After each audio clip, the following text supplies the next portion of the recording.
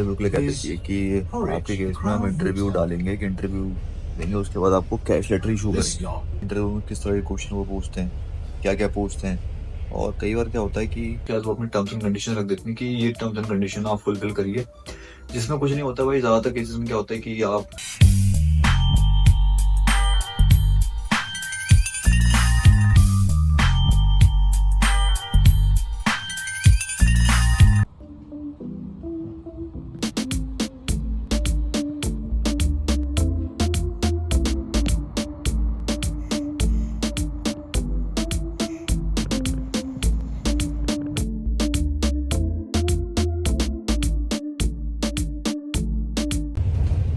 हाँ जी भाई, तो यूनिवर्सिटी से बस वापसी आ रहा हूँ और देख सकते हो रास्ते में अभी तो घर जाके भाई मैंने तुम्हारे लिए वीडियो शूट करनी है कि जब तुम लोग यहाँ आने का सोचते हो अब्रॉड, तो तुम्हें यूनिवर्सिटी कई बार क्या होता है इंटरव्यू के लिए कहती है कि आपके केस में हम इंटरव्यू डालेंगे, कि इंटरव्यू लेंगे, उसके बाद आपको कैश लेटर इशू करेंगे। तो अगर तुम्हारे केस में तुम्हें इंटरव्यू पड़ता है तो इंटरव्यू में किस तरह के क्वेश्चन वो पूछते हैं, क्या क्या पूछते हैं, और कई बार क्या होता है कि हम लोग सोचते हैं कि हमारे बैंड आ गए हैं आइल्स में, तो हमारी इंग्लिश अच्छी हो गई।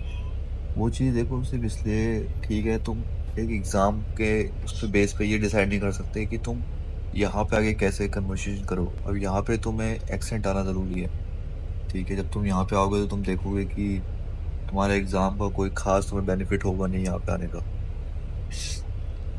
तो इसी बारे में भाई अब आ गया कि मैं तुम्हें वीडियो बनाऊंगा एक, और हो सकता है उससे तुम लोगों से जो भी आ रहा है उसकी कुछ ना कुछ हेल्प हो जाए। हाँ, चाहे इंटरव्यू में हो चाहे उसके एलसी एग्ज़ाम में हो।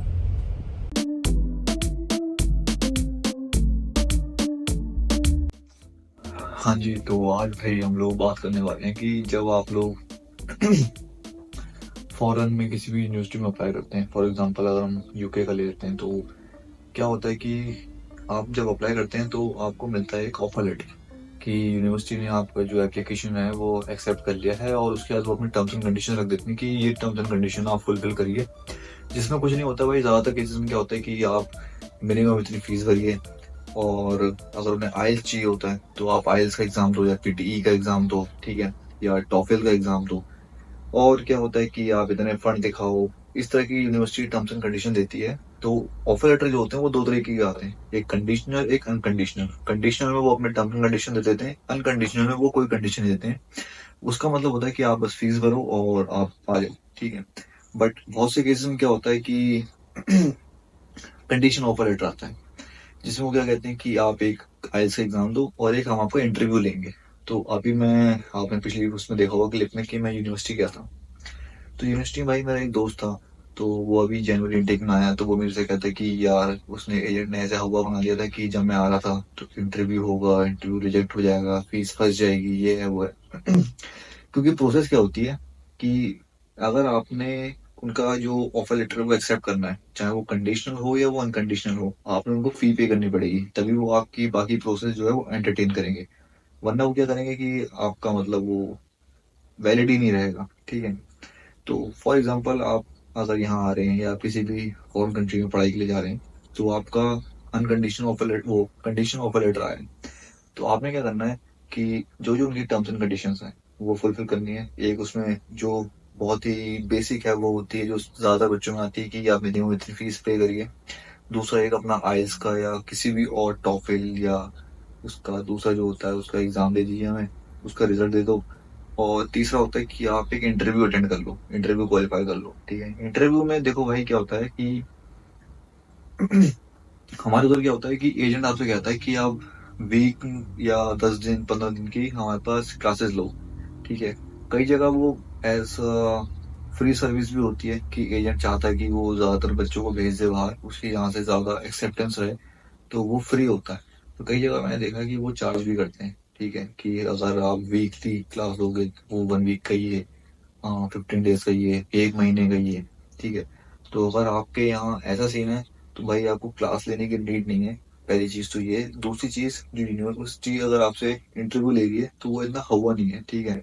वो ये नहीं जानना चाह रहे, वो आपको एम्प्लॉय नहीं कर रहे हैं, वो सिर्फ ये देखना चाहते हैं कि जो उनके पास एप्लीकेशन आई है वो जेन्युइन है या वो मतलब कुछ फ्रॉड है उसमें।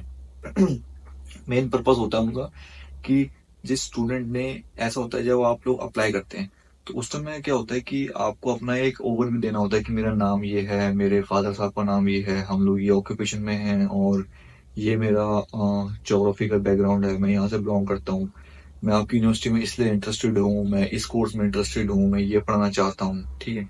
तो ये सब चीज़ें वो यूनिवर्सिटी पढ़ती है। उसके बाद वो आपको कंडीशनल या अनकंडीशनल ऑफर लेटर इशू करती है। उसके बाद वो यूनिवर्सिटी जो आपने उनको अप्लाई करके भेजा था, मैं उसका वो वर्ड बोल रहा हूँ जो वर्ड उसके लिए होता है जो फर्स्ट टाइम हम अप्लाई करते हैं, तो उसके बेसिस पे यूनिवर्सिटी आपसे जो है वो एक इंटरव्यू अरेंज करेगी कि इस इंटरव्यू में हम वेरीफाई करना चाहते हैं कि जो ये बच्चे को हमने ऑपरेटर दिया है, ये वो जेन्युइन बच्चा ही है या उसकी जगह कोई उसका एजेंट है या कुछ फ्रॉड तो नहीं है। तो इसमें यूनिवर्सिटी क्या वेरीफाई करेगी? आपका नाम, आपका एड्रेस, आपका फाइनेंशियल बैकग्राउंड, वो मैं भी क्वेश्चंस हैं वो मैं आपको एक बार पढ़ के बता देता हूँ। ये वो क्वेश्चंस हैं जो आपने अपना बिल्कुल 100% प्रिपेयर करके रखने हैं। क्यों? क्योंकि यूनिवर्सिटी का साथ अगर आपका इंटरव्यू होता है तो ये सबसे बेसिक चीज़ है जो उसने पूछनी ही पूछनी है। कई बार क्या होता है कि इंटरव्यूअर जो होते हैं वो ज़्यादातर अपने एशियन ही होते हैं।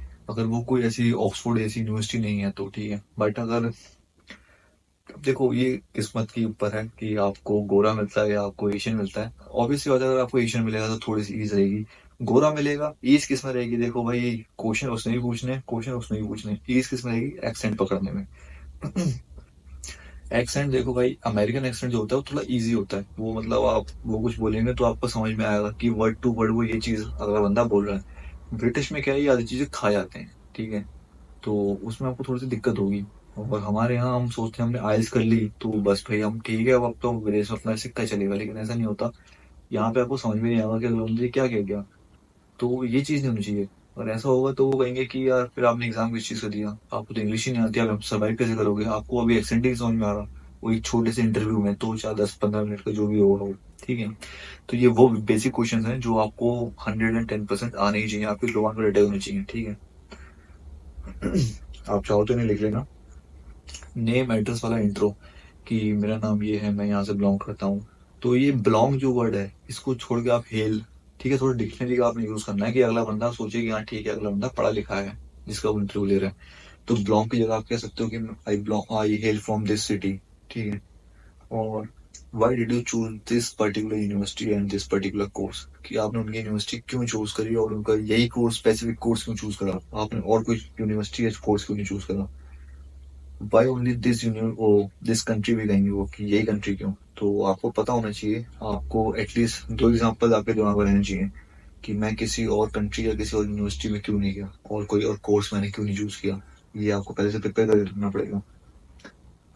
What was your previous education, जो आपकी हाईएस्ट प्रीवियस एजुकेशन है वो उसका आपको पूरा ब्रीफ याद होना चाहिए कि मैं इस स्ट्रीम से हूँ, मैं कॉमर्स स्ट्रीम से हूँ, मैं साइंस की मैथ स्ट्रीम से हूँ, या मैं बायो स्ट्रीम से हूँ, और ये मेरे एकेडमिक ग्रेड्स हैं। वो सब चीज़ें आपको याद होनी चाहिए। कौन से ईयर में आपने पास आउट करा था, ठीक है, कौन से बोर्ड से हो आप, सीबीएसई बोर्ड से हो, आईसीएसई बोर्ड से हो, यूके बोर्ड से हो, यूपी बोर्ड से हो। और कई बार क्या होता है, मेरा एक केस था कि एक लेवरेज एडी करके एक फर्म है, वो एक जो हमारे जो देसी एजेंट होते हैं उनका काम है बस थोड़ा सिस्टमेटिक वे कर दिया, ठीक है। तो मैंने पहले फाइल उनसे लगवाई थी, तो कुछ कंडीशन की वजह से मेरा उस टाइम पे हो नहीं पाया था, बट उस समय एक सिचुएशन आई थी कि मेरे को इंटरव्यूअर ने कहा था कि is there any agent involve और are you applying with on your own. So उस समय क्या था, मेरा एजेंट इन्वॉल्व था, तो मेरे साथ मेरा एजेंट भी बैठा था जो बस अपना इंट्रोडक्शन देके अपना बता गया कि मैं इस फॉर्म के बिहाफ पे हूँ, और बस वो चले गए। तो और ऐसा क्वेश्चन आपके पास आता है तो आप ये अपने एजेंट से क्लियर कर लेना कि यूनिवर्सिटी के साथ अगर टाई अप है तो आप सीधा बता दो हाँ मेरा एजेंट इन्वॉल्व है, अगर नहीं है तो भाई नहीं, मैं अपना खुद अप्लाई कर रहा हूँ।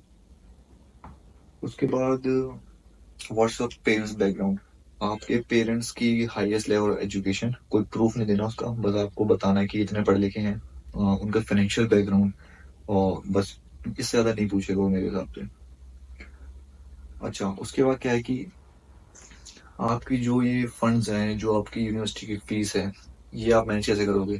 क्योंकि जब आप अपना मदर फादर का ये बताओगे कि उनका फाइनेंशियल बैकग्राउंड ये है, उनका एजुकेशनल बैकग्राउंड ये है, तो उसमें जो इंटरव्यूअर है उसके माइंड में एक वो बन जाएगा ग्राफ कि ये बंदा वहाँ पे इतना कमाता है, ठीक है। आपके पेरेंट्स अगर जॉब करते हैं तो आपको सैलरी उस हिसाब से बतानी है कि आप यहाँ की फीस अफोर्ड कर लो, आप अपने यहाँ के पर्सनल एक्सपेंस अफोर्ड कर लो।